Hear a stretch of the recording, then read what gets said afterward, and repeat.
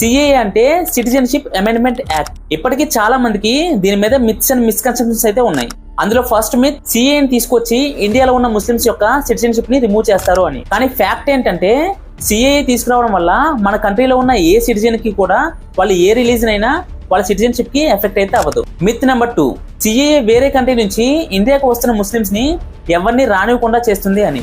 కానీ ఫ్యాక్ట్ ఏంటంటే ఎవరైతే వేరే కంట్రీ నుంచి ఇండియాలోకి మైగ్రేట్ అవుతారో వాళ్ళు ఇండియాలో ఇంప్లిమెంట్ అయిన ఈ సిఏఏ ప్రొసీజర్ త్రూ అప్లై చేసుకొని ఇక్కడ సిటిజన్షిప్ అయితే తీసుకోవచ్చు.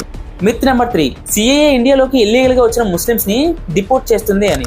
కానీ ఫ్యాక్ట్ ఏంటంటే ఇండియాలోకి ఇల్లీగల్ గా వచ్చిన ఏ రిలీజియన్ పర్సన్స్ అయినా యాజ్ పర్ ఫారినర్స్ 1946 యాక్ట్ ప్రకారం అయితే డిపోర్ట్ చేస్తారు.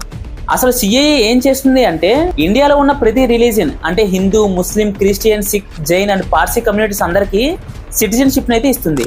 ఎవరైతే ఆన్ ఆర్ బిఫోర్ 31 డిసెంబర్ 2014 లోపు ఇండియాలోకి వచ్చి ఉన్నారో వాళ్ళ